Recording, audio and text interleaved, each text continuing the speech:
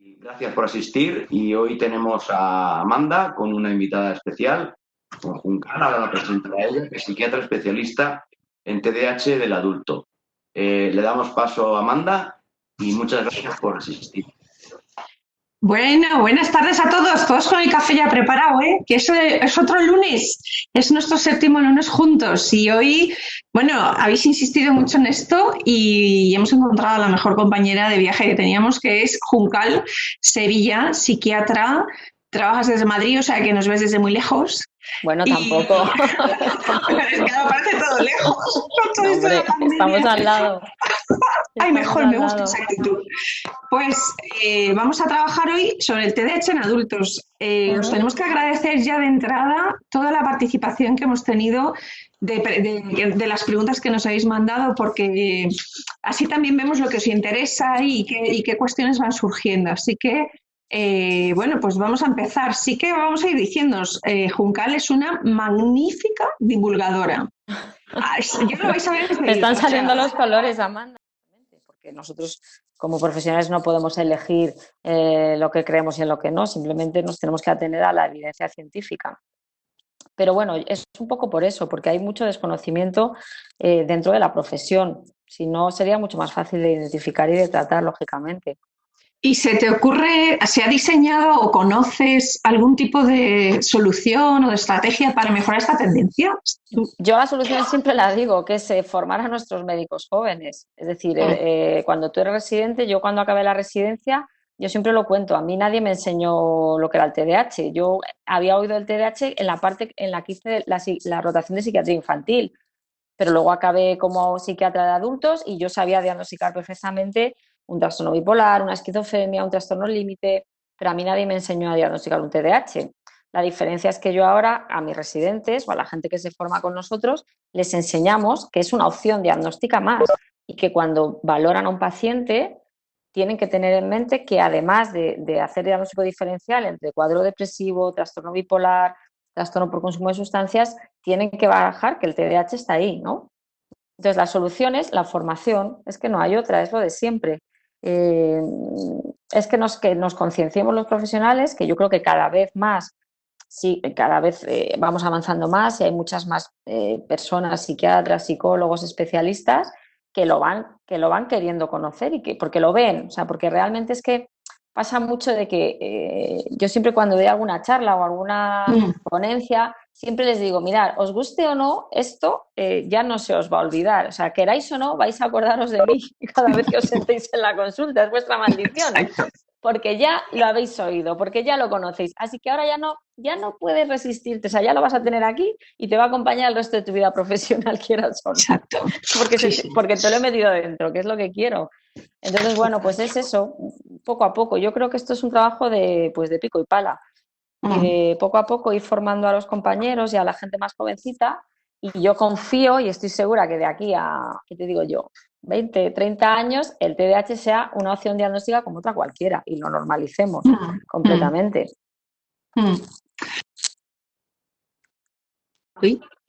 Una pregunta muy genérica, es muy genérica, pero Dime. yo creo que es un poco, busca confirmar, ¿no? Una confirmación, y es ¿qué tipo de tratamiento debe asumir, ¿no? Una persona adulta con TDAH? Quizá por ser adulto ya no necesitan ayuda, ¿no? Piensan en Para nada, al contrario. Es que, claro, porque ya es lo que es la actitud del joven adolescente, ¿no? Que dice, no, yo ya sé mucho, yo ya llevo muchos años haciendo esto. O sea, a ver, es que hay dos tipos de pacientes, Amanda. Los niños que vienen diagnosticados y tratados desde la infancia, que es verdad que, bueno, han seguido con sus medicaciones, han estado yendo al psicólogo, se ha hecho mucha intervención con ellos, pues llega un momento en que no es que puedan abandonar el tratamiento, porque realmente la peor edad para dejar el tratamiento para el TDAH es justo la adolescencia, es cuando más atados los teníamos que tener. Pero sí que es verdad que, bueno, se confían, piensan que ya lo tienen más controlado, tontean un poco a veces con las drogas, lo dejan, van, vuelven, pero la labor del profesional desde infantil es recordarle que el TDAH va a seguir estando ahí, que puede haber una buena evolución y de hecho hay muchos chavales que están tratados en la infancia y en la adolescencia y luego pues tienen buena evolución porque han hecho las cosas bien, la familia está implicada, él se ha tomado la medicación, se les han enseñado estrategias y bueno, pues funcionan.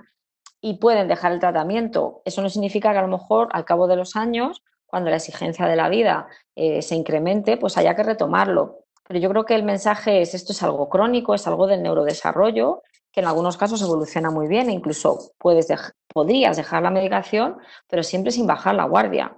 Y sobre todo a la edad de 16, 17 y 18 es cuando más agarrón los tenemos que tener, precisamente. Aunque vengas solo a verme, yo siempre les digo, mira, da igual, ven a verme solamente 2 veces al año, me da igual. Cuando acabes el primer cuatrimestre y cuando acabe el curso, por así decirlo, ¿no? Por seguir un poco el calendario académico. Pero ven a verme y cuéntame. Porque es verdad que si abandonan el tratamiento, como se ha hecho siempre, de cuando pasan a la etapa adulta, pues las consecuencias luego son mucho más graves, siempre. Sin ninguna duda. Pues mira, cosas más concretas. Una muy fácil, súper habitual, muy habitual en el TDAH, que ya en adolescentes se nota un montón. Nos dicen la gestión del tiempo. En adolescentes y en adultos. ¿Verdad? De forma inmediata es un escollo para el TDAH infantojuvenil. En la etapa adulta del TDAH lo sigue siendo, pero lo vemos jóvenes, pero lo vemos disimular o forzar situaciones para que no se note. O claro, incluso las convierten en discusiones de no, eso no es verdad, porque justifican claro, los errores. Claro. A ver, ten en cuenta que deberíamos abandonar los trabajadores. No, vamos, a ver, aquí abandonar no es una opción. Yo sé que muchas veces hay, a ver, yo entiendo y asumo, y yo tampoco soy yo soy un poco una optimista empedernida en este sentido, ¿no? Yo siempre pienso que siempre se puede mejorar y que lo mejor está por venir. Pero también hay que ser realista. Entonces, bueno, la gestión del tiempo para una persona con déficit de atención es algo tremendamente complejo, porque está en juego la función ejecutiva, la memoria de trabajo verbal, no verbal, el control de los impulsos. Es decir, que es algo en lo que interviene nuestro cerebro con las grandes funciones que son las ejecutivas, y que en nuestro caso, en el TDAH, bueno, pues está a veces muy desregulado. Pero hay que seguir trabajándolo siempre, siempre. O sea, no podemos decir tiro la toalla porque soy adulto, al contrario. Hay que usar todas las estrategias que tengamos a mano. Agenda, recordatorios, alarmas, anotar todo, hacerle fotos a todo. O sea, cualquier cosa que nos ayude a gestionar el tiempo y a organizarnos es bienvenida. Pero además es que no hay que tener ninguna vergüenza en decirlo. Es que yo muchas veces digo, mira, mándame un correo o le voy a hacer una foto a esto, porque es que si no, no me voy a acordar. Y ya está, es que es así, no pasa nada. Tú, fíjate, aquí me vienen muchas caras a la cabeza, porque igual te ha pasado que los TDAH en adultos se diagnostican cuando es diagnosticado el hijo. Siempre, bueno, siempre no, muchas veces, perdón. Muchas veces, sí. Exacto, muchas veces. Es muy habitual. Entonces, claro, nos encontramos ya que estamos muy preocupados porque tenemos que tratar al niño y de repente ahora me está sonando a que, oye, es que encima me tengo que tratar yo también, ¿me quieres decir que ya tengo que trabajar esto? Sí, pero bueno, la buena noticia es que tienes un vínculo, que en este caso es el TDAH, con tus hijos y podéis aplicar e implementar estrategias juntos, ¿no? Entonces, yo creo que siempre hay que hay que hablar con el lenguaje positivo, en vez de verlo como... Es verdad que es muy difícil educar cuando tienes un TDAH, porque es verdad que los padres con TDAH, bueno, pues se les olvidan los castigos, no se acuerdan realmente si dijeron que tenías que irte a la cama a las 11. Pero es que esto pasa, o sea, es que es nuestro día a día. A lo mejor se le olvidan cosas y hay más caos en casa, ¿no? Pero bueno, yo creo que si nos ponemos y seguimos un poco, pues unas normas, unas rutinas escritas en el salón, en la nevera, y asumimos que, bueno, que esto es una cosa que es familiar y que probablemente no solo sea el padre y el hijo, sino que también hay un abuelo o hay un primo, y si te pones a escarbar, siempre cuando tiras hacia arriba en las familias, siempre te encuentras con más gente que le pasa lo mismo, ¿no? Pues bueno, también no tiene por qué ser un estigma y no tiene por qué ser un motivo. O sea, yo creo que es el momento también de quitarnos toda esa carga emocional de avergonzarnos. Bueno, pues esto es algo con lo que se nace y con lo que se puede vivir, pero que hay que gestionarlo, pero igual que otras cosas con las que puedes nacer, ¿no? Y que entonces esto plantearía a lo mejor la parte terapéutica muy triangulada, porque hay que trabajar con el menor. Estoy pensando como hemos dicho al principio, no es una asociación de familias donde muchas veces, como decimos, empieza el diagnóstico, empieza la participación en la asociación porque hay un menor. Sí. Sin embargo, el adulto empieza a reconocerse síntomas cuando empieza a conocer a su hijo. Entonces, ahora, a nivel terapéutico se produce una triangulación. Tengo que trabajar con el menor, con los papás. Como terapeuta, ¿te refieres? Claro, como terapeuta. O sea, ellos tienen que asumir objetivos propios. Sí, sí, a ver, yo realmente reconozco que acabo muchas veces tratando a la familia entera, por así decirlo. Es decir, empiezo tratando a lo mejor al hijo que tiene, que te digo yo, 19, 20 años, que ya están adultos, viene con la madre, porque es una edad en la que las madres todavía pues, seguimos yendo con nuestros hijos al médico o queremos estar, la madre o el padre son diagnosticados y al final tienes que hacer una intervención familiar, Amanda, porque los individuos no vivimos aislados en la familia, somos un sistema que interaccionamos y las dinámicas familiares son extremadamente complejas cuando hay un TDAH, muy difíciles. Y hay que explicar mucho. Y yo creo que el secreto de que la terapia al final vaya bien, yo creo al final, después de muchos años trabajando con ellos, es que ellos estén informados. Es decir, un paciente que conoce cómo es su trastorno, que tiene información, que conoce cada síntoma, por qué viene, a qué obedece, cómo se puede mejorar. Es un paciente que al final, o una persona que de alguna manera toma el control de lo que le pasa, ¿no? Y puede manejarlo mejor. Y es verdad que muchas veces, a ver, yo entiendo que muchas veces, claro, el paciente llega, viene con su madre y a lo mejor se va la madre con el diagnóstico también, que es un poco como entrar un poco en el túnel del terror del parque de atracciones. Entras de una manera y sales de otra. Y dices, Dios mío, si yo he venido aquí de acompañante y me voy con un diagnóstico. Pero bueno, ahí tienes que tú como terapeuta acompañar en el proceso, ¿no? Y ver cómo estás, cómo has leído algo, recomendar alguna lectura. O sea, yo creo que como en toda la psiquiatría y la psicología, los terapeutas estamos para acompañar en los procesos. No son intervenciones puntuales, lógicamente. Tú estás ahí y tienes que acompañar a toda la familia al final. Esto es tremendamente interesante porque lo de la palabra proceso, eso conlleva mucho, conlleva tiempo, conlleva pausas también implícitas, que no hay que pensar, nos vamos a ver todas las semanas necesariamente, quizá durante unos meses sí, pero luego habrá pausas y dejaremos tiempos para que evolucionen. Pero proceso, la palabra proceso es tremenda. Yo esto al final me lo tomo un poco como un viaje sin final. Yo siempre cuando los pacientes llegan a la consulta, siempre les digo, ya has llegado. A partir de ahora vas a estar conmigo, mal que te pese, probablemente hasta que tú o yo nos jubilemos, o yo me jubile, porque, y además es que las personas con TDAH, bueno, pues es verdad que van y vienen.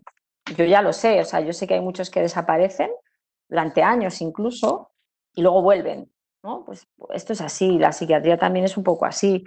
Entonces es un proceso de acompañamiento y el terapeuta además o el psiquiatra que se encarga o el psicólogo de estos pacientes también tienes que tener un estilo muy flexible, ¿eh? Y tienes que tener cintura porque que te fallen a las citas, que se les olvide, que te dejen la medicación, que te recaigan los consumos, es decir, son pacientes complejos al final, ¿no? Porque a la par que eso son funcionales, mantienen sus trabajos, mantienen sus estudios.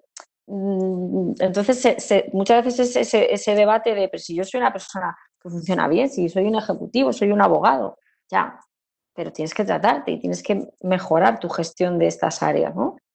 Entonces, bueno, pues es como una gran familia, yo les llamo mi gran familia realmente. La verdad es que voy a conectar esto con lo que has dicho al principio, Juncal. Nos lo están recordando también en el chat. Nos dicen qué importante es la formación. Realmente yo a mis estudiantes, a ver si lo compartes, les digo que saber de TDAH, el que trabaja con personas con TDAH a cualquier edad, es como se va a convertir en un gran experto en mucha psicopatología por todas las comorbilidades que llevan y porque a veces vienen enmascaradas. El TDAH viene enmascarado y lo que decías, viene presentado de otra manera, le quitas el disfraz y en realidad era un TDAH, pero eso implica que el profesional es que tiene que trabajar un montón de campos, entonces es como el profesional todoterreno.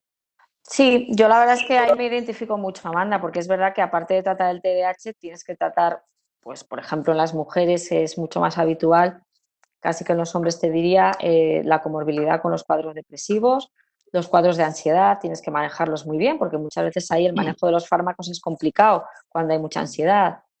Por supuesto, el tema de las adicciones la tienes que controlar y además tienes que estar al día, es decir, porque nuestros jóvenes con TDAH son carne de cañón y tienes que controlar de cannabis, de éxtasis, de M, o sea, de todas las cosas que ellos pues, en un momento daban a consumir, ¿no? Tienes que saber diferenciar también, bueno, trastornos bipolares, que también he visto que había por ahí una pregunta al respecto. Sí que es verdad que requiere al final mucha formación y es un esfuerzo, obviamente. Pero compensa, Fíjate, compensa. sí, A mí hombre. personalmente me compensa porque no he visto realmente, antes de tratar pacientes con TDAH, no he visto personas que realmente les cambie tanto su vida como una persona que le diagnosticas un TDAH. Tal cual, es tal cual. Y de hecho, ya esas manifestaciones diferentes que ya las he introducido, yo os tengo que recomendar familias. Juncal tiene colgado en su página web un vídeo que tuviste, ¿verdad? Sí. Con una psiquiatra argentina también, Sí. en una página de neurodesarrollo muy interesante. Es muy bonito ese vídeo. Este vídeo lo tenéis que visitar, visita obligatoria, es TDAH en las mujeres. Las mujeres, sí. Y viendo un poco todo el espectro, desde jovencitas hasta, sobre todo, luego centrándolo en adultos, en adultas y cómo las manifestaciones, porque, a ver, la manifestación del TDAH en chicos y en chicas, en mujeres y en hombres, no es exactamente igual.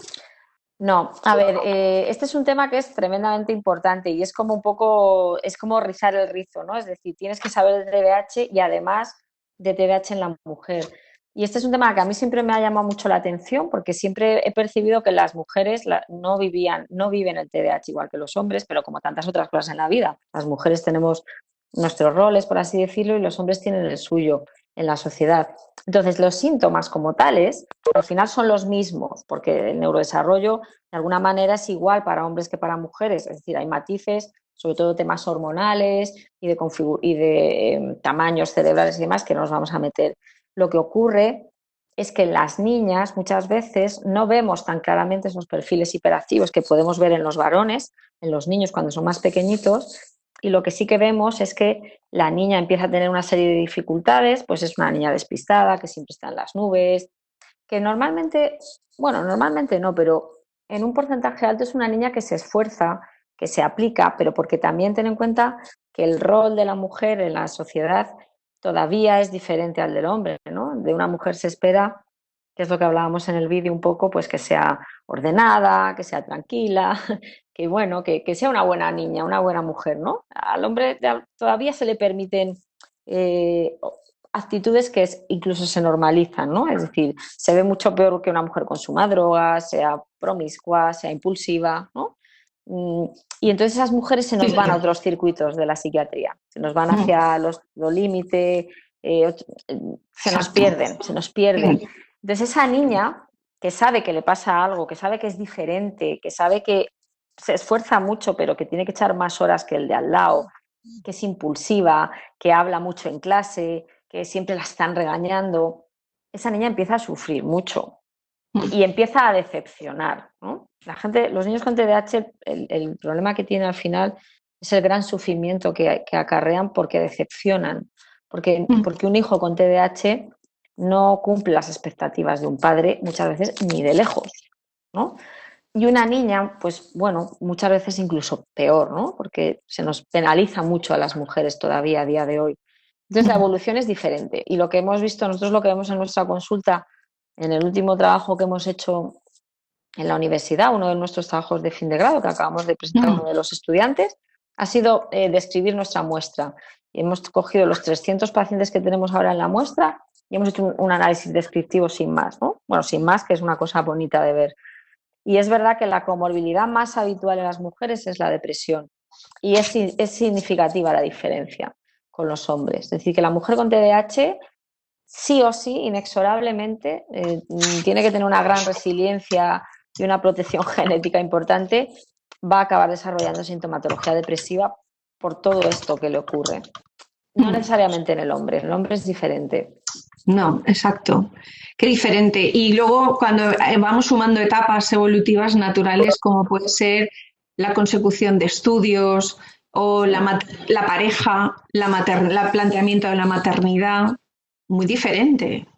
Sí, a ver, es que Amanda, a las mujeres todavía se nos piden muchas cosas, se nos pide ser, ¿cuántas cosas se nos pide? Yo siempre lo digo, tienes que ser guapa, tienes que estar delgada, tienes que ser lista, tienes que ser buena madre, la crianza tiene que ser maravillosa, es decir, todo viene con un lazo rosa que nos han vendido, es todo mentira, vamos a ver, todo mentira, entendedme, que luego te enfrentas a la maternidad. Yo tengo 4 hijos, o sea, yo te podría contar todo tipo de horrores de la maternidad y no me da vergüenza decirlo y mis hijos son mi mayor tesoro, pero lo que yo he sufrido y sufro para criarlos y educarlos, eso solo lo saben las personas que están ahí criando niños, ¿no? Entonces, si además eres una mujer con dificultades para organizarte, con problemas un poco que te descontrolas, que eres impulsiva, que si tu hijo grita, tú gritas más, que al final la casa muchas veces se convierte en un campo de batalla, pues tú te sientes muy mal, porque no es lo que se espera de ti, ¿no? Se espera de ti que seas una mujer pues tranquila,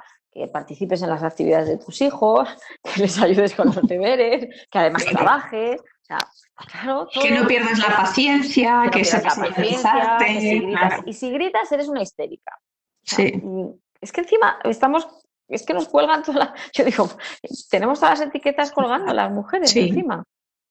Claro. Y pues mira, una pregunta que ha salido en repetidas sesiones y siempre nos ha generado un poco de duda de, ¿esto cómo se aborda?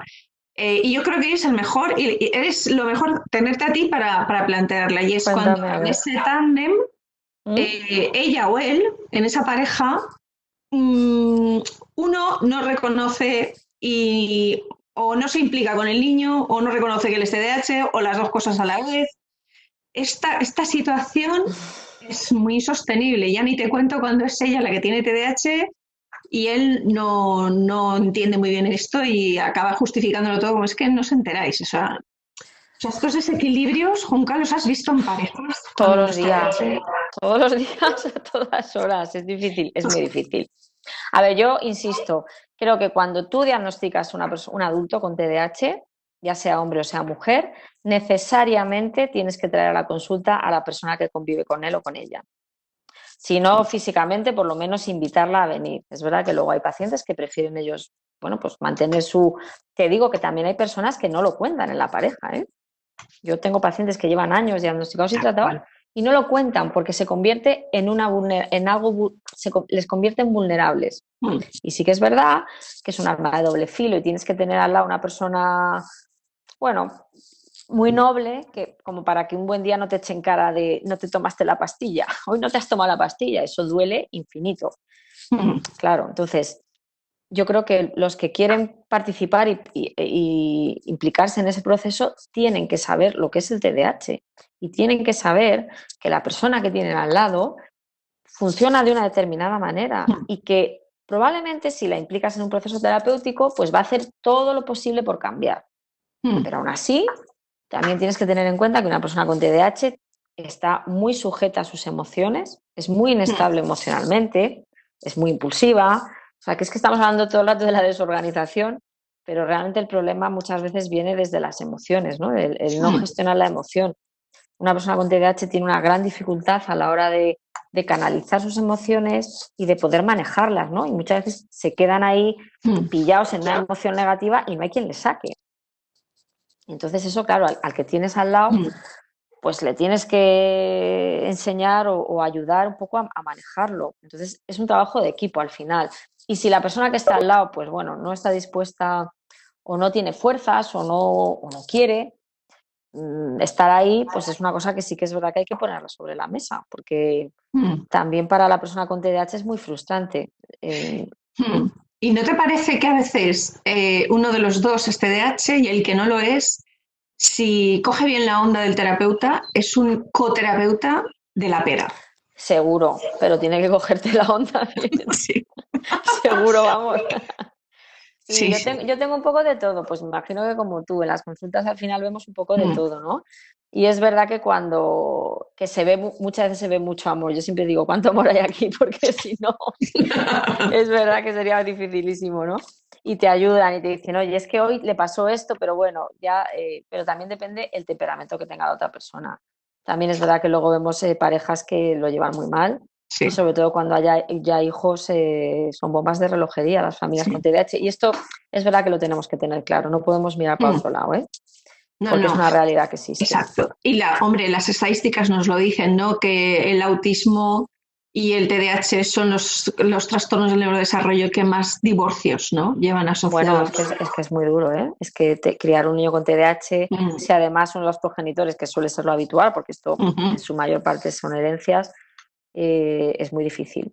Es muy difícil, pero exacto. sobre todo ya no por la desorganización, porque oye, Mm, esas cosas luego se sobrecompensan muchas veces, ¿no? mm, Sino más bien por el ambiente emocional que hay en las familias, ¿no? Esa mm, intensidad emocional que caracteriza a las familias con TDAH, exacto. uf, muy difícil de Sí, y manejar. se entran en círculos de rencores, de libretas donde anotamos todas las puntillas que se me han olvidado decirte Sí. y luego las Bueno, lo sacamos. bueno del TDAH también te diré que se olvidan muchas cosas, ¿eh? Claro, Eso, la libreta de puntillas la tiene el otro, el que no es ya, por TDAH. eso. Porque a mí personalmente yo creo que cuando tienes un TDAH la mitad de las cosas se te olvidan, Exacto. afortunadamente. Con lo cual, pues Y bueno, eso también es difícil de entender, porque es que sí, la cara de claro, perplejidad es que está como si nada. Pues bueno, claro, pero vamos a aprovecharlo, siendo que es claro. una característica, la integramos y oye, pues aprovechala, aprovecha y aprende, no te quedes con el rencor y hacia adelante, ya está. Es A ver, que yo hay una cosa que siempre les digo a los pacientes, es que, a ver, cuando tienes un TDAH en la edad adulta, llegas a los 30, a los 40 años con Mm, una carga de sufrimiento a la espalda muy importante, ¿eh? Y sí, sobre todo muy defendido, o sea, con mucha defensa, ¿no? Como mm, al final es como cuando un animalillo lo han apaleado, es muy difícil a veces acercarse a sí, él, ¿eh? sí, sí. Entonces la gente con TDAH muchas veces está muy a la defensiva y no se fían mucho porque al final el feedback que han recibido toda su vida no ha sido del todo positivo. Es decir, que hay familias con un estilo más flexible que a sus hijos con TDAH les refuerzan muy positivamente, tienen otro estilo, ¿no? Pero en general siempre Mm, a los hijos con TDAH es siempre desde la exigencia, ¿no? Y lo que mm, recibe el niño y la persona es frustración continua. Entonces, cuando llegas a la edad adulta, pues lo de pedir ayuda no es tan fácil, ¿no? Y yo siempre les digo, mm, a ver, hay que ser humildes. Chico, mira, tienes que pedir ayuda. Es decir, dile a tu pareja que te recuerde que mañana tienes que hacer esto y no tengas vergüenza en pedirlo. Y mm. eso sí, cuando te lo recuerde, no te enfades. Es decir, hay que hacer Exacto. una alianza. Es decir, cuando tu marido venga y te diga, oye, acuérdate que tenemos que ir a comprar la Mm, cena para esta noche, no sí, te lo tomes como una ofensa, eso sino es. que está para ayudarte. Es decir, hay Mm, que hacer equipo ahí, porque es que si no, al final el uno intenta ayudar, el otro se mm. defiende y termina peor la cosa. Sí, yo me estoy acordando mucho de unas voces que decían, unas familias, es que me acuerdo de escenas, cuando dices eso, como nos sale, ¿no? Como escenas de, claro, es que si lo dices tú, siempre tienes razón, eso se lo dice Claro, el uno al otro, ¿no? Y si yo digo lo que hay que hacer en esta casa, pues parece que nadie me hace caso, pero lo tienes que dejar tú y así seguro que siempre funciona. Y claro, dices, a ver, ¿cómo desgranas eso? Pues seguramente no lo has dicho cuando tocaba, ¿no? Pero claro. como están ya los dos enzarzados, Mm. la persona que no tiene TDAH quizá ya también está a la defensiva y gestiona esa situación familiar que el que tiene TDAH lo ha intentado hacer, el que no tiene TDAH lo estaba viendo desde fuera y dice, pero esto no está Y lo estaba funcionando, ¿no viendo te das venir, sí. cuenta? Sí. Y luego es verdad que el otro adulto se lo toma mal y dice, es que claro, es que encima vienes y me desautorizas. Y es verdad que puede sonar desautorización. Se Sí. montan entonces unos conflictos. Sí, a ver, es que aquí hay muchos factores, ¿no? Muchas veces cuando diagnosticamos el TDAH, yo siempre digo, a ver, ahora te hemos diagnosticado un TDAH, pero esto no es la excusa. Es decir, ahora no vengas diciendo como tengo TDAH, porque además es una expresión, lo de soy TDAH, yo siempre no me gusta esa expresión porque tú Sí, eres Amanda tal o yo soy Juncal y tengo un eso. TDAH, pero no te definas a ti mismo desde el trastorno, porque es que entonces estamos apañados, o sea, tú tienes un TDAH y a partir y la buena noticia es que te lo hemos diagnosticado. La mala es que vas a tener que trabajar mucho para Eso mejorar y es. para cambiar, pero bueno, ese es el proceso que tienes que hacer, ¿no? Entonces, como tengo TDAH, no, como tienes TDAH, no puedo estar la casa manga por hombro, ¿vale? O sea, algún día puede estar manga por hombro, que seguro que estará manga por hombro cada 2 por 3, pero bueno, vamos a intentar hacer un plan de acción para no entrar en el caos, porque ya sabes lo fácil que es, sobre todo con el tema del orden en las casas y los trastos y los papeles y tal, cuando hay un TDAH o dos en casa, entrar en el caos más absoluto. Sí, sí, Pero no tal es una cual. justificación, No, eso es importante decirlo. Oye, y en estos tiempos que, a ver, no nos tenemos que olvidar la diversidad familiar que nos encontramos, estamos hablando de parejas, pero es verdad que tenemos mucha diversidad familiar. Yo me acuerdo Mm, especialmente de las monoparentales. mm. Estas familias monoparentales, qué difícil, ¿no? Es esta gestión, llevarlo tú solo. Pues no ¿Cómo? sé qué decirte, Amanda. Yo ahí siempre digo, a veces es mejor estar. A ver, entiéndeme. Es que muchas veces el foco de los conflictos vienen de la pareja. O sea, realmente muchas veces los focos son, los conflictos vienen entre la pareja. A veces cuando es una familia monoparental, pues mira, tú te lo guisas y tú te lo comes, por así decirlo, ¿no? Mm, Porque cuántas veces no vemos en las consultas las grescas que montan padre y madre, me da lo mismo. ¿Sabes? Que me da exactamente igual el tipo de pareja que sea, ¿no? Y al final, esa ira que tú tienes contra tu pareja, ¿con quién la vuelcas? Pues con el niño que pasaba por ahí y de repente se le ha caído la leche. sí. Porque eso pasa mucho. Muchas veces proyectas en tus hijos la ira y la frustración que tienes con tu pareja, ¿no? Mm. Entonces, pues depende de cada situación. Yo creo que habrá monoparentales que lo lleven fenomenal y otras que echen o que necesiten a lo mejor una ayuda. Eso es como todo. Yo creo que nunca Sí. podemos generalizar. No, no, qué va. Y lo interesante, yo creo que algo muy interesante es esa frustración al final es que llega el niño, ¿no? Totalmente. Siempre llega el Si niño. es de nivel individual, sea de nivel de pareja, pero es que llega el niño. Siempre llega el Entonces, niño. claro, esto, Desgraciadamente, sí. claro, por eso lo importante de que los padres sí que tomen conciencia si hubiera síntomas, aunque sea a nivel subclínico, si interfieren, que tomen conciencia, ¿no? De su implicación. Yo creo que o sea, el diagnóstico temprano, yo insisto, es fundamental. Porque muchas veces el mensaje que transmitimos a los padres erróneamente es, bueno, pues cuando, muchas veces incluso los propios profesionales, vamos a esperar a ver, porque se toma como parámetro los estudios, ¿no? Con los niños. Bueno, si va aprobando, ¿cuántas veces te llegan padres? ¿Y cómo está tu hijo? ¿No le ha puesto todavía el tratamiento el pediatra o el psiquiatra? ¿Por qué? Porque como va aprobando, me da lo mismo. Mm, Es que hay que esperar a que fracase, a que te venga con todo suspenso. Es que cuando un niño ya entra en fracaso escolar, es cuando ya ha saltado todo por los aires. Porque ya ha dejado de ser igual de ser, ya, de formar parte del grupo, ya se ha distanciado de sus iguales, mm, ya probablemente ha entrado en conflicto con el profesor, con los compañeros. Entonces, si hay síntomas y hay una sospecha de diagnóstico en los padres, no hay que esperar en mm. medicina no esperamos a que el cáncer esté avanzado, es que hay que cambiar un poco el concepto. Es decir, cuando yo Exacto. diagnostico, quiero tratar precozmente y prevenir. Mm, Porque esto tiene que ser al revés. Porque tengo que esperar a que el niño fracase, a que el niño ya esté en barrena. Es que es absurdo. Es que es absurdo. Pero seguimos con la idea esa de, no, vamos a ver si aguantamos un poco más con el omega 3. No, no, no, no. Es que le exacto. estás regalando cada minuto que tratas a tu hijo. Le Mm, estás regalando conexiones neuronales, puentes neuronales que le van a ayudar a poder sacar todo el potencial que tiene y poder mm, ganar autoestima, que día a día la va perdiendo. La va mm. perdiendo. Mira, nos plantean unas preguntas en el chat. Antes de que pasemos a la lista que teníamos nosotros preparada, ¿Sí? pero están saliendo algunas relacionadas con cosas que van saliendo. Y es esos niños adolescentes que están diagnosticados y que van evolucionando, que llegan a adultos y que en adultos, vale, llegan a integrarse, llegan a trabajar, pero luego llega ese momento donde crees que usan la etiqueta como justificación, como, bueno, es que esto es mi TDAH, es que tú ya sabes que esto es así. Ya. ¿Cómo Es un se poco lo que hemos reconduce? hablado antes, ¿no? Exacto, sí. ¿Hay manera de conducirlo? ¿Alguna? Pues yo insisto un poco en el mensaje. A ver, tienes un TDAH, ya lo sabemos que vas a tener dificultades, pero eso no significa que te quedes en eso. Es decir, tienes que trabajar para mejorar. Que yo entiendo, vamos a ver, también es verdad que yo a mi hijo con TDAH no le voy a pedir lo mismo que le voy a pedir a otro que no tiene TDAH, por ejemplo, en el orden de casa. Porque es que es darte contra una pared. O sea, es frustrarte tú y frustrarle a él, ¿no? Entonces, tenemos hijos y son diferentes cada uno. Entonces, vale, no te voy a pedir, yo siempre les digo en la consulta, vamos a ver, la línea roja es que se pueda entrar a tu habitación. ¿Se puede entrar o no? Y la madre me mira y me quiere matar. Pero es que yo a un niño con TDAH no le puedo pedir que tenga la habitación, la ropa colgada, todo guardado, porque es que es un esfuerzo sobrehumano para él.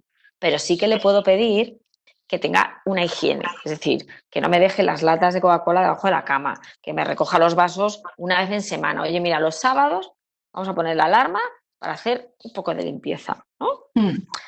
Entonces, claro, hay que saber con qué hijo juegas. Yo ya sé que mi hijo con TDAH, pues debajo de la cama me voy a encontrar de todo, pero tengo que decir, oye, yo entiendo que se te vaya y que cuando te tomes el café se quede ahí una semana, lo puedo entender, pero una vez a la semana hay que hacer orden, ¿no? Es un poco eso.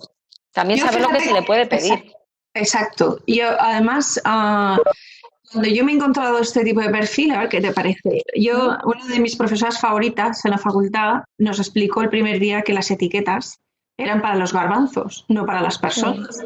Y esto yo me lo he apropiado y lo uso con mis alumnos y con los pacientes. Y claro, cuando los chavales me dicen, pero esto es porque yo soy TDAH y yo hago esto, y hablan ellos más que yo de la etiqueta. Claro, y acabo diciéndoles, mira, aquí no sé cómo lo vamos a hacer, pero no vamos a hablar de etiquetas, vamos a hablar de objetivos que tú te quieres plantear para mejorar. Pero olvídate del TDAH.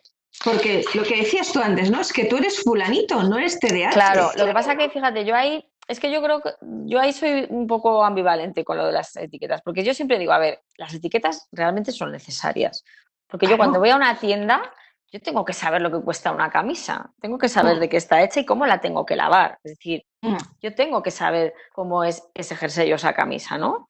Pero yo normalmente cuando voy a comprar no me fijo mucho en las etiquetas, sé que están ahí y sé que son orientativas y que me van a ayudar en un momento dado a decir, oye, esto es más caro que esto se lava a mano o esto es de seda, o un poco eso, ¿no? Que me oriente, es decir, para encuadrarme, es decir, porque yo tengo un TDAH y el de frente tiene un trastorno de personalidad, por ejemplo, ¿no? Pero más allá de eso tienes toda la razón. Hay que ir más allá, es decir, vale, tienes un TDAH. Esto hace que tu cerebro funcione así, así y así, y eso es importante. Que los pacientes lo sepan, porque también es verdad que muchas veces te dicen, pero ¿por qué soy incapaz de estar 5 minutos sentado? ¿Pero por qué estoy siempre en mi mundo? A ver, hay que explicarles, porque es importante saber, igual que si tienes una diabetes, hay que darles pautas a los chavales que son diabéticos y decir, tienes que tomarte la glucemia, tienes que comer esto, lo otro, pero más allá de eso es verdad lo que tú dices, vamos a conseguir objetivos, ya está, ya sabemos que tienes esto y esto te pasa por esto, pero hay que ir más allá, efectivamente, ¿no? Pues mira, en esta línea del diagnóstico, qué importante es poner el nombre. Una duda que se repite es muchas veces los propios padres o las propias personas, la duda es, porque suena más, el trastorno bipolar. Pero no soy yo bipolar, que yo se le va el enfado tan rápido y esto no sé, y claro, el bipolar ha salido más en películas, ha salido más en novelas. Yo siempre creo que la gente se absorbe lo que ve y lo que escucha más. Claro. Y eso lo identifican. Y ese cambio brusco es que parece que que se le ha ido rápido esto. Entonces, claro, la perplejidad en pareja lo viven como una bipolaridad, pero no es bipolar, es que es TDAH, no es eso. ¿Nos puedes ayudar un poco a ver si las familias también?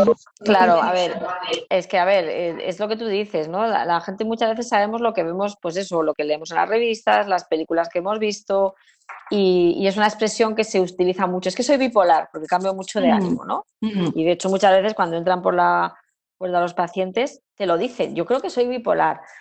Otra cosa igual, que es tengo un trastorno bipolar, pero bueno, por abreviar dice soy bipolar, ¿no? Es lo mismo. Pero lo que sí que tenemos que tener claro es que al tener esa gran inestabilidad emocional y al tener esa dificultad a la hora de gestionar nuestras emociones, pues es verdad que una persona con TDAH va a tener días en los que va a estar razonablemente bien de ánimo, o incluso muy bien, porque va a estar motivado, porque a lo mejor va a estar haciendo algo que le apetece mucho, porque ha empezado una cosa nueva, que ya sabes que la gente con TDAH es muy de empezar proyectos, aunque luego se queden un poco a medias, pero cuando empiezan pues están contentos, o un nuevo amor, o una buena nota, no sé, factores externos que hacen que tú tengas una emoción reactiva. Y a la contra, cuando te pasa algo malo, viene el drama y los 4 días hundido en la miseria, pero hundido literalmente, es decir, de no poder moverte, ¿no? Eso no es un trastorno bipolar. Un trastorno bipolar tiene otras características, es decir, el estado de hipomanía, es decir, de euforia, es un estado que dura en el tiempo, que tiene una serie de características, que te interfiere con el sueño, es decir, tiene una serie de parámetros psicopatológicos que no son el TDAH, ¿no? Y eso es verdad que es donde tenemos que afinar los psiquiatras, lógicamente, y los psicólogos. Pero hay que explicarles a los pacientes que no es que tengan, que a veces hay comorbilidad, claro. Yo los tengo de bipolares y TDAH y son muy complicados de diagnosticar, eso también es verdad, Y solamente lo puedes diagnosticar en el tiempo. Pero en general, que no es una comorbilidad muy frecuente, es muy habitual el cambio de estado de ánimo, no. Es muy habitual el cambio de emociones, de reacciones emocionales, que es diferente. Exacto.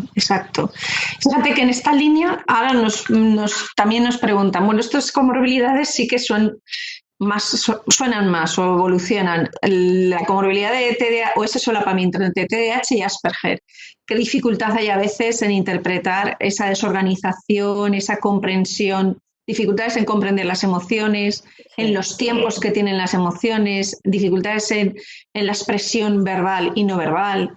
Eso respecto al Asperger. También nos hablan de, hombre, con esquizofrenia, y lo veo un poco más difícil, pero oye, podría ser, ¿no? Que hubiera algo de confuso por pensamientos, nos dicen, desorganizados, obsesivos, monotemáticos. A ver, es que los diagnósticos diferenciales, la comorbilidad de alguna manera, no sé si nos están preguntando por comorbilidades o diagnósticos diferenciales, que es diferente. Más diagnóstico diferencial, porque hablan de confundir.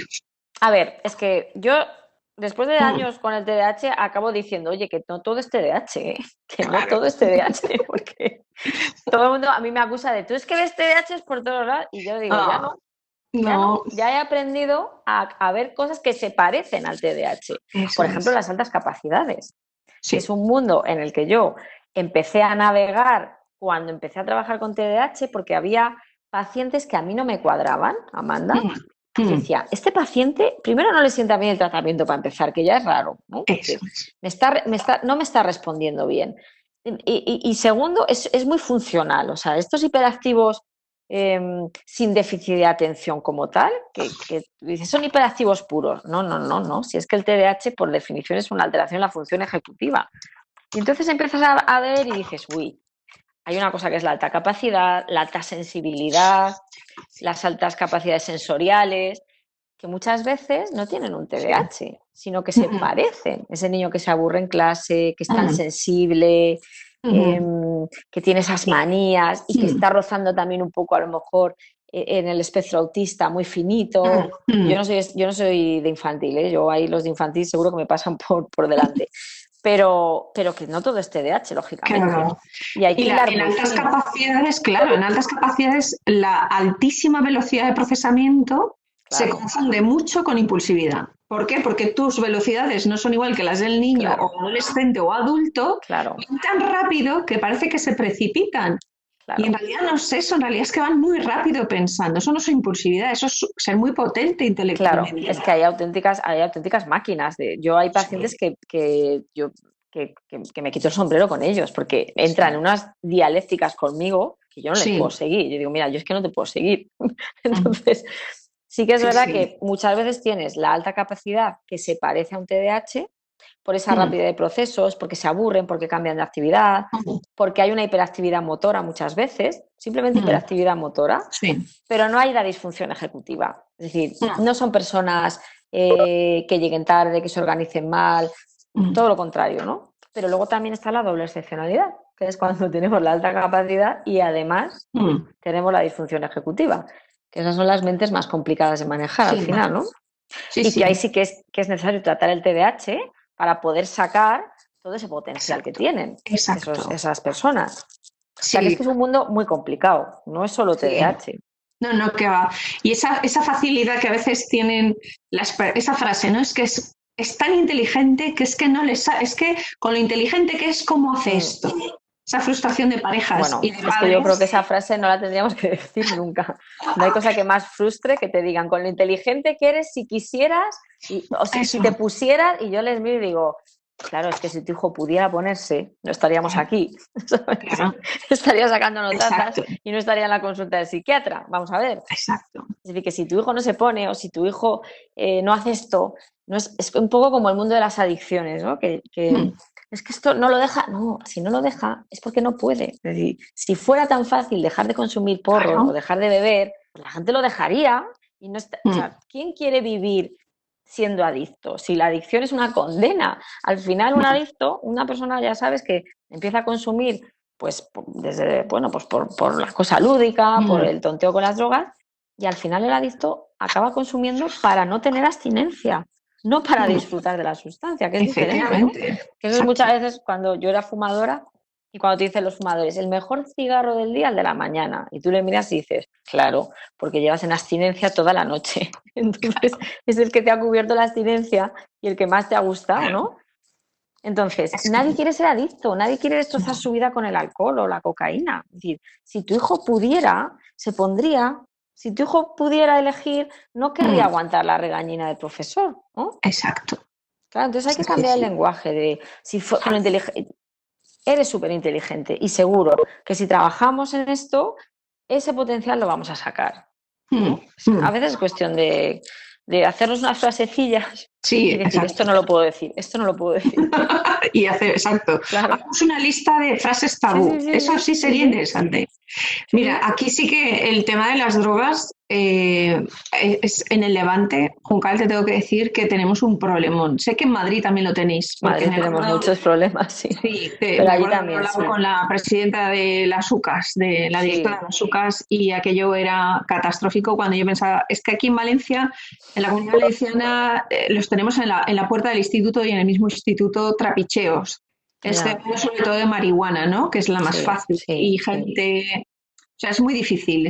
Es muy difícil gestionar esto en Valencia, pero lo que está ocurriendo es que se está convirtiendo en una droga muy fácil, económicamente accesible, y todavía no hemos hecho buena publicidad de los efectos adversos que tiene como para... ¿Del cannabis? Sí. Bueno, es que ese es otro tema que nos daría para otra tarde entera. ¿Verdad que sí? Porque es que la interacción TDAH y consumo de cannabis nos hace retroceder. No, es ¿Qué conoces en adultos? O sea, el tándem TDAH y drogas, y en concreto el cannabis, pero porque el cannabis está muy bien visto. Es decir, la cocaína está mal vista, el éxtasis, el ácido y tal, no les cuesta trabajo, o sea, les cuesta más trabajo a los pacientes contarte que lo consumen y está todavía como peor visto.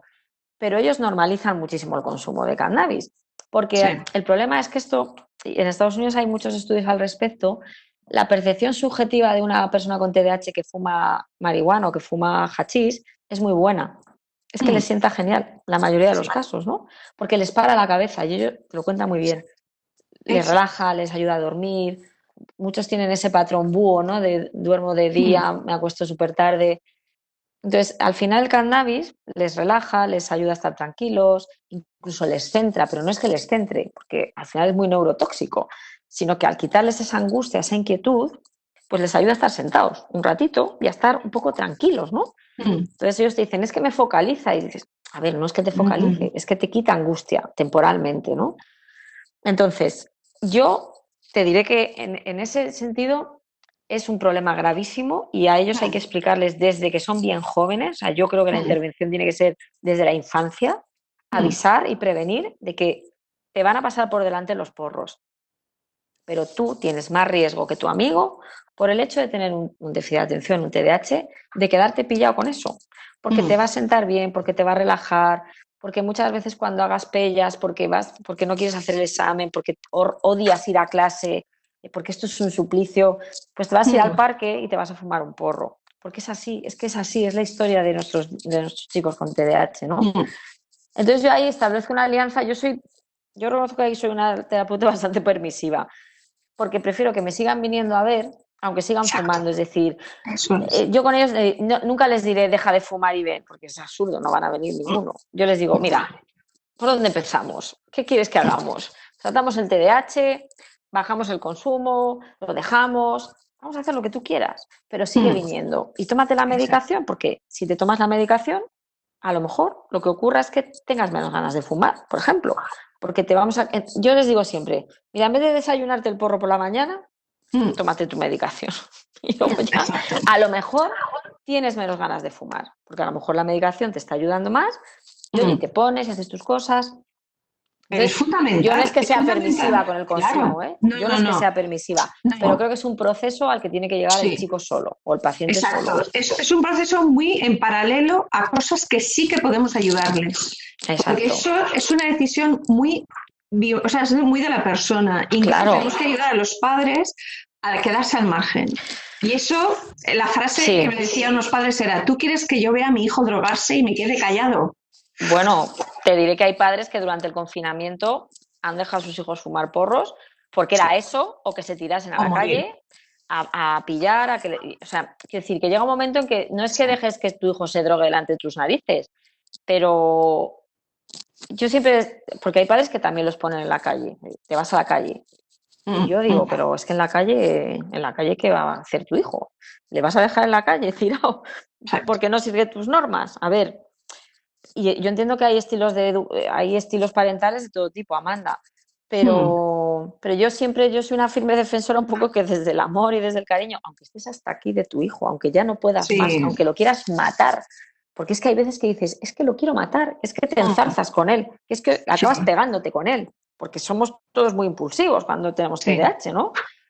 Pero hay que decir, bueno, mira, esto es muy tóxico, te estás quitando todas las neuronas del mundo, o sea, ya no sé si tienes déficit de atención o es que el cannabis te está dejando tonto perdido, porque luego dejan de fumar y anda, mira, me concentro, atiendo, me organizo y ya dices, mira, ya no sé qué fue primero, si el huevo o la gallina, ¿no?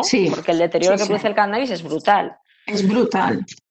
Y recuperarlo cuesta su tiempo, o sea, es que los chicos, o sea, yo sé que hay familias que nos dicen, bueno, ¿y qué hacemos durante? El durante es acompañar. De verdad, yo voy a insistir en lo que os dice Juncal, es si no dejan de tener su red de cariño y unas buenas alianzas, incluyendo al terapeuta, van a acudir, porque van a acudir cuando tengan un problemón, van a seguir teniendo, porque yo os enseño el final, y a ver, Juncal, ¿qué experiencia tiene? La gente que sale de las drogas, que se convierte en abstinente para toda su vida, porque son dependientes y es muy difícil corregir ese cerebro.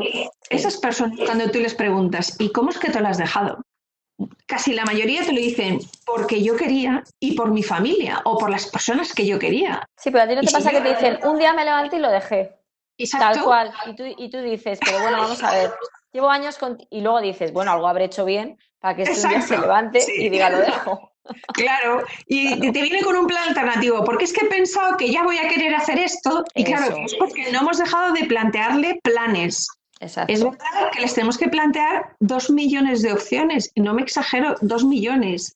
Y si no nos cansamos, oye, la cosa se engancha en algunos como que lo que pasa que es verdad que, Amanda, para llevar a personas con TDAH también tienes que tener una alta dosis de paciencia. Yo reconozco que muchas veces está a punto de tirar la toalla. Y se lo digo a ellos, digo, yo no puedo más ya con vosotros. Eso se lo digo siempre en los grupos de terapia. Cuando hacemos grupos de adultos, hay mañanas que yo entro y digo, me dan unas ganas de cerrar esto, pero luego nunca lo cierro, porque siempre me encanta estar con ellos. Pero tienes que tener mucha paciencia, porque es que es otra vez, no lo he dejado, pero ya la semana que viene te prometo que fumo menos, y no lo he hecho, y te prometo que lo hago, pero no lo hago. Entonces, es una extra dosis de paciencia que hay que tener, pero sí que es verdad que mi experiencia es que al final, yo tengo chavales que son chavales al final, que un buen día, después de haber venido, haberse corrido todas las fiestas del mundo, en las discotecas, fumar, horrores varios familiares, el estilo parental que caracteriza a estos chicos que al final salen es el de el padre que está ahí, al final, al pie del cañón, que es verdad que también desgasta y hay que cuidar mucho a los padres, porque es verdad que muchos, se nos quedan por el camino porque es muy duro, Sí. Pero también hay que aprender a decirle a los padres, mira, este es el hijo que tienes. A lo mejor esperabas pues un hijo estupendo, que fuera a la uni, que se portara bien, pero es que este es el que tienes. Y normalmente un chaval con TDAH tiene una cosa muy buena y es que es muy noble, porque son emocionales, entonces no tienen dobleces, no son chavales con maldad, por así decirlo, ¿no? Simplemente son impulsivos. Simplemente, a ver, entiéndeme. Entonces, yo entiendo que el equilibrio de ser padre con TDAH es muy difícil, o sea, yo lo veo todos los días y lo asumo. Pero con el tema de las drogas sí que es verdad que que no es un paciente fácil y que hay que tener un estilo un poco más flexible con ellos. Si no se te van, es que se pierden. Sí, se pierden.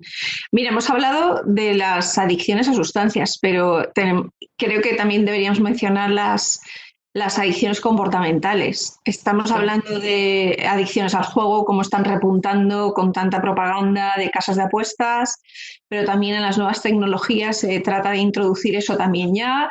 Es verdad que es una herramienta que ha venido para quedarse, que permite organizarse, pero nos dan mucha cancha las nuevas tecnologías, pero le estamos viendo un lado oscuro y el TDAH se agarra a todos los lados oscuros. Y en el confinamiento, claro, nos ha tocado echar mano de mucha consola, de mucho móvil, pues porque evidentemente las circunstancias han sido así. ¿Cómo? A ver, yo el tema de las adicciones comportamentales es que da para también otro día aquí hablando, ¿no? Porque también es el juego, es el sexo, es el deporte. Que yo digo, mira, si te enganchas a algo, por lo menos enganchate al deporte. Porque yo siempre les digo, mira, engancha al deporte. Es la única adicción que quiero que tengas. Porque creo que es igual o más importante, incluso te diría, casi que la terapia y que la medicación. O sea, el deporte yo creo que para la gente con TDAH, para todo el mundo, fundamental. Pero para la gente con TDAH es fundamental. Pero bueno, volviendo al tema de las pantallas. A ver, esas cabecitas del TDAH se van a enganchar a todo lo que sea estímulo-respuesta y porque también es verdad, Amanda, que tú si lo piensas, el mundo virtual es un mundo amable. Nadie te regaña, nadie se mete contigo, si eres bueno encima te premian. Es que es genial. O sea, ¿quién quiere estar en el mundo real con tu madre regañándote, con tu hermano insultándote, con el profesor diciendo, oye, que te veas... ¿Quién quiere estar ahí pudiendo estar en un mundo en el que tú mandas? Y nadie te insulta y nadie se mete contigo. O sea, es que es hasta cierto punto comprensible, ¿no? Exacto. Y eso es algo que hay que trabajar con los pacientes también. Decir, mira, yo entiendo que en tu mundo estás muy a gustito, claro, ¿no? Esto también se ve mucho pues, en los niños a lo mejor con autismo, con Asperger y tal, que se meten mucho ahí en ese mundo porque tienen esa dificultad en la interacción social. Y es verdad que tienen mucho riesgo. Entonces, bueno, pues hay que tener medidas de un ten con tel, ¿no? Pues el wifi. Pues oye, mira, el wifi lo vamos a cerrar a las 11 de la noche, por ejemplo, ¿no? Porque quitarle el dispositivo es tela, ¿eh? Tú no le puedes quitar el dispositivo al niño ahora. Sobre todo ahora porque, por ejemplo, mis hijos dan la clase con la tableta. Pero mis hijos silencian el micro y silencian la cámara y se ponen a jugar al Minecraft o a lo que sea, claro, porque son así. Entonces, si le quitas el móvil o le quitas el dispositivo, le aíslas, porque claro, son otra generación y para ellos es estar aislado, ¿no? Entonces, pues hay que intentar negociar, pues oye, mira, cortamos el wifi a las 11, por la noche no duermes con el dispositivo, que es un problema el quedarse por la noche, porque los padres al final nos dormimos. O sea, yo por más que intento quedarme despierta y controlarles, es que me tengo que levantar para trabajar, ¿no? Entonces no puedo estar pendiente de ellos. Entonces, pues hay que negociar. Pero voy a hacer aquí de abogado al diablo, porque yo sé, algunas de las familias que están aquí con nosotros me las conozco un poco. Entonces voy a hacer un poco de abogado al diablo, vale. Porque entonces es como, sí, claro, yo veo a los chicos, ¿no? A los chicos que ya son de 20 y tantos, es que son claro, es que ya es que claro, que me quitas a mí la wifi, pero ¿cómo que me quitas a mí la wifi? Si es que, y claro, empiezan esas discusiones de wifi sí, wifi no, horario con 20 y tantos. ¡Guau, qué duro, eh! Ya, pero algún límite hay que poner. Es que, a ver, yo no soy amiga de los sistemas dictatoriales ni de las normas rígidas porque creo que con la gente con TDAH funcionan mal, creo, ¿eh? Es mi opinión al final, ¿eh?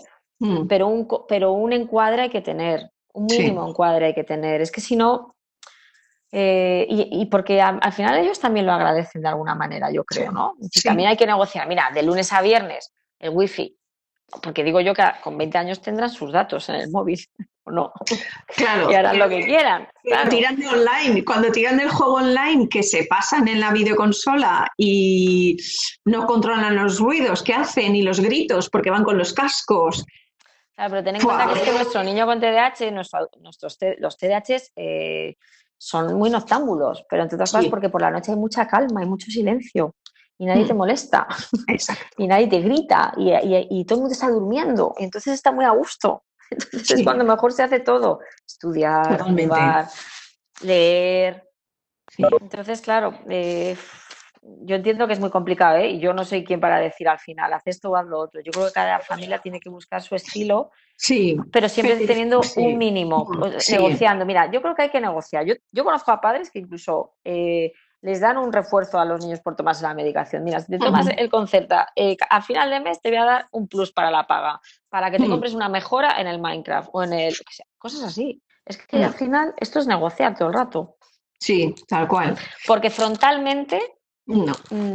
hay niños con TDAH que entran, pero otros no. Sí. Otros no entran. Y crees, mira, yo uso a veces la imagen de la disciplina militar, que suena terrible, pero es como es porque me salto la motivación, me salto el tener ganas. Estas cosas no puede depender de tener ganas porque vas a tener ganas siempre, es que no se nos acaban. Entonces hay que obligarnos y esto es pues igual que sabes que hay que comer todos los días porque es sano para ti, hay que hacer deporte todos los días, hay que leer todos los días, todo eso es sanísimo y lo sabes que no puedes renunciar a ello, no puedes renunciar a tomar ciertas medidas que te dan seguridad a ti también para parar. Sí, son las alarmas del móvil o que te avise tu madre pero luego no la ataques porque te ha avisado, que nos servía también con las parejas, ¿no? Que hablábamos antes. Sí. A ver, no hay un libro, o sea, cada familia tiene que buscar un poco, porque hay niños con déficit de atención que son más tranquilos, que entran bien a las negociaciones, otros con las conductas desafiantes, negativistas, que son inmanejables muchas veces y que tienes que ir a mínimos. Es que hay veces que hay con los chavales con TDAH y con los adultos, ¿eh? Tienes que ir a mínimos, porque es que si no, es una batalla campal que agota a cualquier familia, Amanda. O sea, y saltan por los aires las familias, ¿no? Sí. Entonces, hay que ir a mínimos, es decir, mira, 3 cosas, pero estas 3, ¿qué te digo? Que recojas el vaso de leche del desayuno y lo metas en la pila. Ya no te estoy pidiendo que lo metas al lavaplatos, pero no me lo dejes encima de la mesa, por ejemplo. Porque el siguiente hermano cuando llega se encuentra aquello empantanado, por ejemplo. O simplemente, pues el tema del wifi. Mira, yo el fin de semana te dejo wifi barra libre 48 horas si quieres. Yo no te voy a molestar, haz lo que te dé la gana. Pero de lunes a viernes, mientras estemos en el curso o estés trabajando o tengas una obligación, esto hay que controlarlo, porque tú necesitas dormir, ¿no? Entonces, con un sistema también de refuerzos, de oye, mira, si conseguimos cumplir esto, ¿qué te gustaría conseguir? Al final, el refuerzo positivo es mucho más importante que el castigo o el refuerzo negativo. Yo creo, ¿eh? Sí, además es el esfuerzo que ellos hacen para conseguir el refuerzo. Eso es lo que tenemos que valorar, que se han esforzado un montón, han renunciado a esa wifi por conseguir eso que claro, es que, a ver, esto la gente con TDAH es que tiene que verlo. O sea, tú no le puedes prometer a tu hijo con TDAH, en verano te voy a llevar, en verano, pero ¿eso cuándo es? Esto es, mañana vamos a anotar punto positivo para esto. Y cuando subimos, es un poco el sistema de fichas de los niños, ya lo sabes, ¿no? Algo tangible, ¿no? Algo que digas, venga, este fin de semana hacemos esto. O nos vamos tú y yo a ver una peli o lo que tú quieras. Cosas así, ¿no? O con un chaval de 20 y tantos años ya te manda paseo, obviamente, ¿no? Pero bueno, siempre hay... Cada padre yo creo que sabe, bueno, con lo que puede negociar con su hijo o qué puede ofrecerle, ¿no? Es que yo creo que el castigo al final, Amanda... Yo entiendo que a veces hay que aplicar el refuerzo negativo, ¿no? Y quitar privilegios. Sí. Pero el castigo... no sé, yo tengo muchos recelos con el tema del castigo. Es difícil, por cómo funcionan ellos a nivel emocional, ¿sabes? Es que se te revuelven más. Y al final te conviertes en... O sea, las madres de niños con TDAH muchas veces son las peores enemigas de sus hijos. Sí. Y es un drama, porque lo único que quieres es ayudar a tu hijo. Exacto. Y ahora en confinamiento, que han sido los únicos que han controlado, que han ejercido el control, los pobres se les han cargado todo. Claro, no han tenido relevo, porque cuando los chicos van a clase, pues les llaman la atención los profesores. Esta carga ya se ha repetido, pero ahora las familias han sido absorbentes. O sea, todo ha sido muy duro y ha sido muy duro, porque estar pendiente de un hijo ya de por sí es complicado, si además estás trabajando. Pero el niño con TDAH necesita su estructura y necesita sus rutinas. Y esto, quieras que no, pues el primer mes pues se ponían, se conectaban, pero después no hay un refuerzo inmediato, no hay el apretón en el hombro del profesor, no hay la sonrisa del tutor cuando va bien, no hay el contacto con los compañeros. Entonces, yo lo que veo es que se nos están aislando los niños con TDAH en este confinamiento, ¿eh? Sí, un montón. Y van perdiendo fuelle, han perdido fuelle y han perdido muchos el curso ya. Exacto. Muchos han perdido ya el curso. Pero bueno. Te iba a preguntar que incluso los mayores, estudiantes universitarios con TDAH, hemos conseguido que haya estudiantes universitarios con TDAH, hemos conseguido que haya estudiantes de ciclos superiores con TDAH. Y este confinamiento les ha pegado un golpe demasiado fuerte, porque nos ha pillado a los profesores un poco al contrapié, lo del diseño universal, lo del creerse que las necesidades existen y hacer la clase diseñada para todos. Si lo hubieran tenido hecho, ahora se habrían dado cuenta que les habría funcionado fenomenal, pero no nos ha pillado preparados. Entonces, a ver, es que esto no nos ha pillado preparados a nadie. Esto ha sido muy difícil. Y es verdad que muchos estudiantes universitarios, yo tengo muchos pacientes que a algunos pues les ha ido bien porque, bueno, pues se han conseguido organizar, incluso te cuentan que al no tener que estar pendientes en tiempo real del profesor, sino que las clases se quedan grabadas, pues ellos se organizan a su aire y se gestionan. O sea, hay un poco de todo, ¿no? Sí. Porque muchas veces para un niño o una estudiante con TDAH el estar en clase es un calvario también. Sí. Porque claro, cuando te pierdes y no sabes qué ha dicho el profesor y ves que el de al lado está cogiendo apuntes maravillosamente y tú no sabes ni qué está diciendo el profesor, es que te quieres morir porque dices, esto, ¿no? Entonces, ahora esa opción de dejo las clases colgadas, pues ellos se sientan, se organizan, se ponen, pues a algunos eso les ha venido bien. Sí. Pero a los más peques, yo creo que a los niños de primaria y de la ESO, que no tienen todavía esa capacidad para autogestionarse y que necesitan el encuadre académico, yo creo que a estos es incluso a los que peor les ha venido, ¿no? Totalmente. No lo sé, es una percepción mía. Y luego también muchos universitarios que van un poco así como a rebufo, que esto les ha descuadrado completamente, si es verdad. Sí, en menores sí que han involucionado un poquito, todos han ido hacia detrás, en los más pequeñajos. Porque es más difícil para ellos, sí. Claro, les falta ese encuadre, ahora estoy aquí, el contexto, qué bien dibuja el contexto, tus obligaciones y tu conducta. Claro, bueno, porque al final son personas que necesitan mucha estructura, porque si no, mira, me voy a conectar un momento al ordenador porque tengo el móvil que se me está gastando la batería, dame un segundo. Sí. O si dame un segundito que voy a por el cargador que se me ha olvidado traerlo, un segundo. Sí. Así yo de paso os animo, familias, a ver, yo creo que hemos tocado todos los temas que nos habéis planteado. Pero id diciéndome, a ver qué más preguntas, nos queda muy poquito tiempo. A mí me gustaría ahora, ¿qué os parece? Si nos ayuda un Juncal a encuadrar el tratamiento en TDAH en adulto. Si, por ejemplo, tomamos medicación los adultos, no la tomamos, psicoterapia, ¿qué más? A ver, contadme, familias, a ver qué le podemos aportar a Juncal. Mira, Juncal, les decía que a ver si se animan, porque nos queda un cuartito de hora. Venga. Y ¿Hay preguntas? ¿Hay más preguntas o no? Pues eso, a ver si os van por ahí los temas, porque creo que un tema que nos hemos dejado un poco para el final es el tema tratamiento, ¿no? O sea, farmacológico, ¿no? Psicoterapia, ninguno, ambos. ¿Cómo enfocas tú al adulto? A ver, la medicación es fundamental, es decir, es una cuestión neuroquímica y nos puede gustar más o nos puede gustar menos el tomar medicación, pero esto es como cualquier tratamiento en medicina. Es necesario porque al final al cerebro hay que ayudarle y solo no puede, ¿no? Entonces, a nivel neuroquímico es que la medicación, además, cuando la empiezas a tomar y te sienta bien, hay veces que, bueno, por lo que sea, no te sienta bien, no toleras estimulantes, no encontramos bien ahí el fármaco, pero en general la respuesta es buena, ¿no? Porque la medicación te ayuda, pues sobre todo te da como ese plus de motivación, te regula el sistema dopaminérgico y muchas veces esa procrastinación que tienes de me tengo que poner, pues la medicación digamos que te da como el empujoncín, ¿no? Y te sientas y eres capaz de estar más tiempo sentado y organizado. Pero, además de la medicación, es fundamental un encuadre terapéutico el 50% es diagnosticar, que eso se supone que cuando ya llegas a la consulta del especialista ya lo tienes, y después conocer muy bien el trastorno, es decir, que te expliquen en qué consiste tu trastorno, por qué te pasan las cosas que te pasan, es decir, que entiendas por qué eres como eres. Es que los adultos es un viaje, es casi un viaje astral. Es decir, ahora entiendo ¿por qué me pasan a mí estas cosas? Y hay gente que dice, es que yo pensaba que esto era normal. Pues no, es que esto no es lo normal, o por lo menos no es lo habitual, ¿no?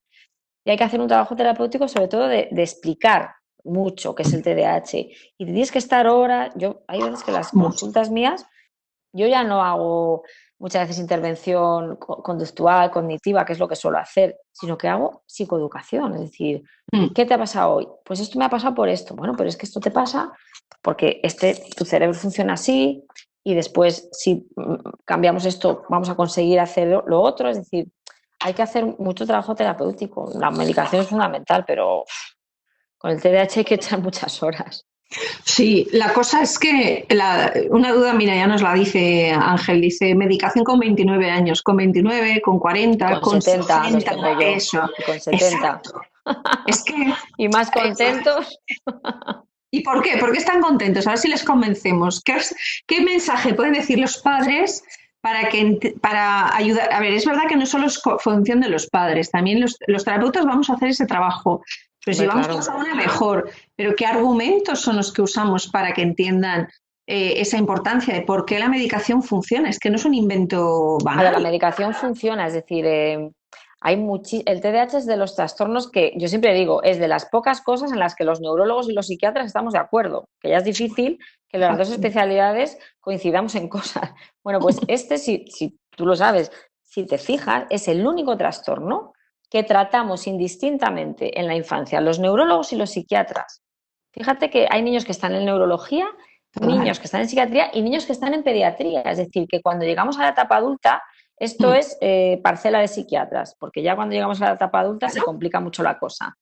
Pero en la etapa infantil, un neurólogo te puede tratar a tu hijo con TDAH, y nunca va a cuestionar la entidad y jamás te va a decir esto no existe porque es un neurólogo. Es decir, es como más médico, ¿no? Sin embargo, si llevas a tu hijo al psiquiatra ya es como, esto no será otra cosa, esto no será que no lo estamos educando bien. No. Esto es una cuestión del neurodesarrollo. Es un cerebro que tiene una serie de connotaciones que hace que las funciones ejecutivas, que son las funciones superiores del ser humano, que nos ayudan a sobrevivir en el mundo y a organizarnos y a conseguir metas y a controlar nuestras emociones y a autorregularnos, pues en estas personas, de alguna manera, está mal configurado, por así decirlo, ¿no? Entonces, la medicación que les damos está diseñada para regular esos circuitos, ¿vale? Entonces, cuando nos dicen, y esto es un tema que yo insisto mucho y me harto a decirlo, cuando nos dicen, es que les dais drogas, y yo digo, sí. ¿Y sabes por qué les damos drogas? Porque cualquier psicofármaco es una droga. Cualquier sustancia que entre en tu sistema nervioso central y genere un cambio del tipo que sea, es una droga. Y con eso te digo, la cafeína, la nicotina, el Lexatin que te tomas cuando estás nervioso, el opiáceo, el tramadol que le dan a tu abuela de 80 años porque le duele la cadera. Es decir, eso no lo cuestiona nadie, pero si yo le doy a tu hijo un Concerta, un Elvanse, una anfetamina, un estimulante, me dices que le estoy dando una droga, pero a ti te da tu médico de cabecera un Lexatin que te tomas todas las noches y que mira a ver si te lo puedes quitar de la dependencia que te ha generado y no cuestionas nada. Entonces, esa doble moral, yo creo que es que tendríamos que empezar a cambiarla, porque es que no son drogas, o sea, son psicofármacos, es decir, son sustancias que bien usadas tienen un potencial terapéutico, ¿no? Y la falsa creencia de, entonces yo me tomo esto y se me va a ir todo este problema de orden, de horarios, que no me olvide de mis hijos, no, ya mi marido ya me entenderá, ya esto se me va a ir ya, ¿no? A ver, vas a mejorar, obviamente, ¿no? Es igual que cuando tú te tomas un antidepresivo porque tienes un cuadro depresivo, mejoramos los síntomas. Es decir, nosotros vamos a tratar el síntoma. Es como si tú tienes una hipermetropía y te pones las gafas. Pues si te las pones, vas a ver mejor y vas a poder trabajar mejor y si no, no. Pero primero, no lo vamos a curar porque no es una enfermedad. En medicina la enfermedad es la entidad que yo puedo curar y el trastorno es un conjunto de conductas o de síntomas que me alteran y me hacen que no sea funcional, ¿no? Entonces la medicación trata los síntomas y a partir de ahí el trabajo terapéutico es mejorar día a día, ¿no? Pero por algo sí hay que empezar y la medicación es el punto de partida. Claro.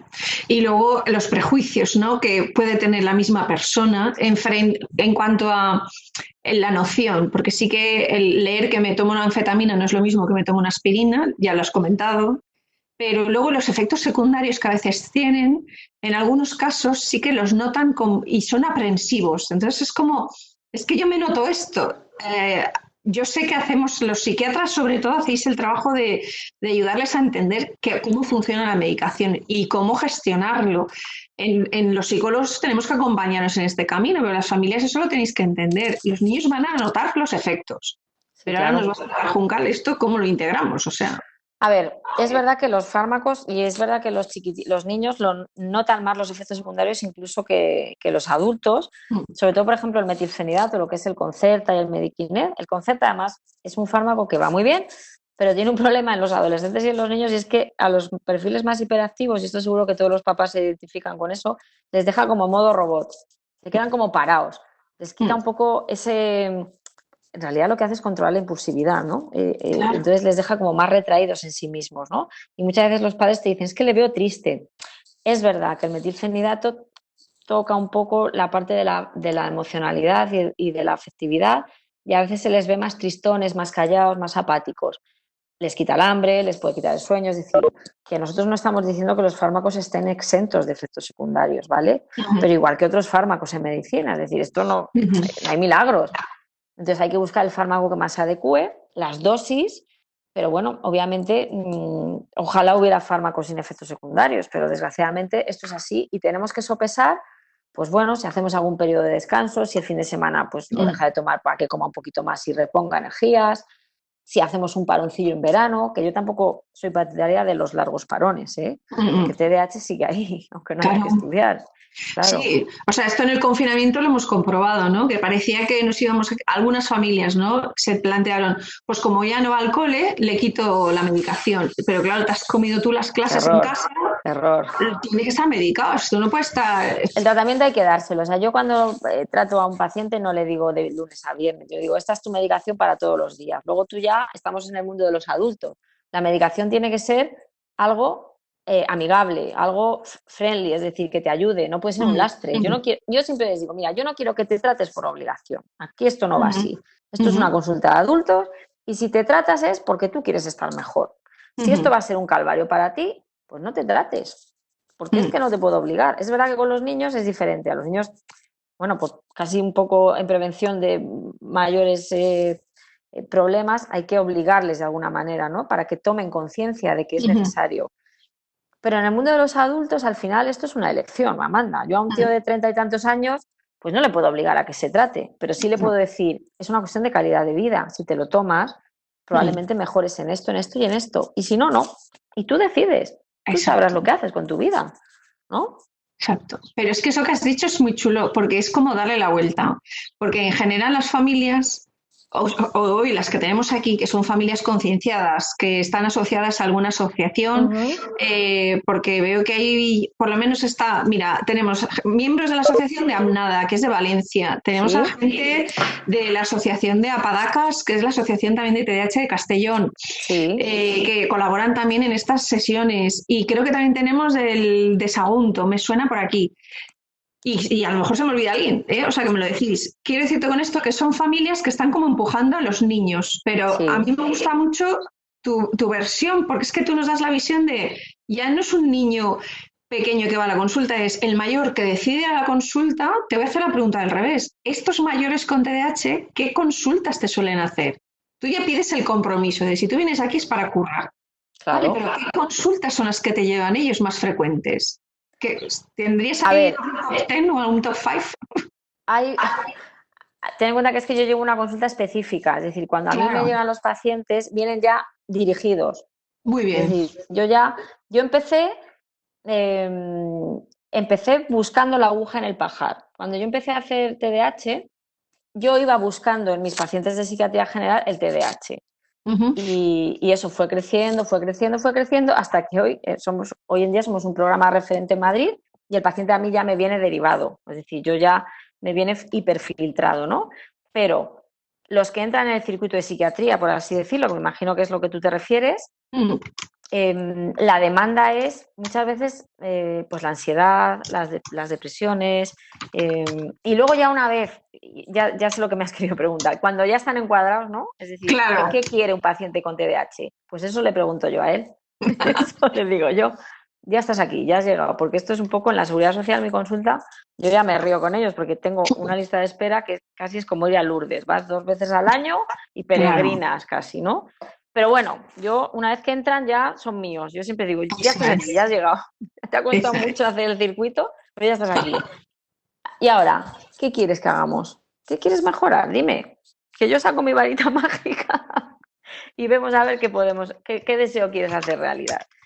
Y entonces hacemos un análisis de qué quieres mejorar, tu funcionalidad en el trabajo, ser más eficiente, tener más orden en tu vida afectiva, mejorar tu vida personal. Es que el TDAH abarca todo, ¿no?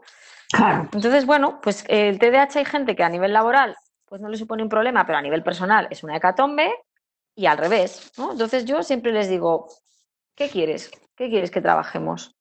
Y a partir de ahí pues empezamos a trabajar. Y una pregunta, ¿acuden en la consulta de adultos? ¿Tú crees que acuden padres o sea, que su sufrimiento, adultos que llegan porque su sufrimiento mayor es no me aclaro con mis hijos?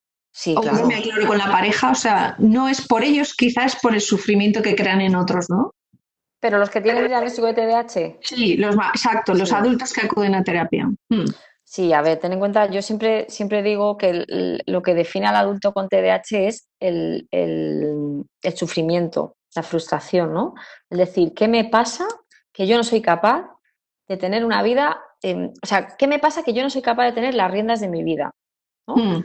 Incluso en gente súper organizada, profesores de universidad, abogados, pero que te dicen, es que esto es un desastre, es que a la mínima que aflojo, que suelto un poco la rienda, se va todo al traste y no sé por qué, ¿no? Sí. Esa sensación de caos que tiene la gente con TDAH. Entonces, muchas veces vienen por eso, porque su vida está patas arriba, aunque aparentemente, como dicen ellos, parecemos normales. Eso es muy divertido oírles. Yo con todo mi amor, los que me estén oyendo que me conocen. Si parecemos normales, Junca, digo, sí, parecéis normales, pero tenéis algunas cositas que os diferencian bastante de lo que es la norma, porque yo siempre les digo, tú no eres normal o no normal. El problema es que en la sociedad hay una campana de Gauss, ¿no? Donde está el 99% de la población y en las colas es el 1% diferente, pero dentro de la normalidad está la gente con TDAH, ¿no? Entonces funcionan, tienen sus trabajos, tienen su vida, pero con el palito en la rueda siempre. El adulto con TDAH es con el palito en la rueda, siempre. Bueno, no sé si era eso lo que me estabas preguntando. Sí, ¿no? sí, tal cual, Juan, has acertado perfectamente. Bueno, pues yo lo daría ya por cerrado, porque ya nos quedan preguntas muy sueltas. Yo creo que hemos tenido una suerte, Juncal, de tenerte hoy aquí. Bueno, yo encantada, ¿eh? Cuando queráis repetimos, porque me lo he pasado fenomenal. Que sepas que hablando contigo he disfrutado muchísimo, Amanda. Qué bien. Sí, oye, sí, pues, porque a mí me encanta hablar de esto. Sí, disfruto muchísimo además. Y si ha servido además para ayudar a familias y a niños y adultos, vamos, repetimos cuando queráis. Claro, pues esa es un poco la finalidad de este café, que estamos en casa tan tranquilos. Genial. Y oye, pues os recordamos a todos que tenéis tendréis los vídeos y este audio lo tendréis colgado en la página web de Amnada y también sé que de Apadacas. Y nos podéis escribir en las redes sociales, que os conectamos enseguida y os linkeamos al sitio. La cuestión es que vuestras preguntas intentamos contestarlas porque sabemos que son dudas, que compartís un montón de familias. Y lo interesante es, esto no es una psicoterapia, es un acompañamiento en unas circunstancias muy extrañas que nos tocan vivir. Sí. Bueno, de todas maneras, Amanda, podemos repetir cuando queráis. Yo, estando disponible, si hay muchas preguntas y hay gente que se ha quedado con dudas, yo encantada. Lo organizamos y pasamos otro ratito. Pues toma, vale, pues oye, me la apunto, Juncal, venga. Sí, no, te lo digo en serio. Muy bien, pues sí, no, pero es que nosotros también te lo decimos en serio, ya verás. Oye, muchas gracias a todas las familias.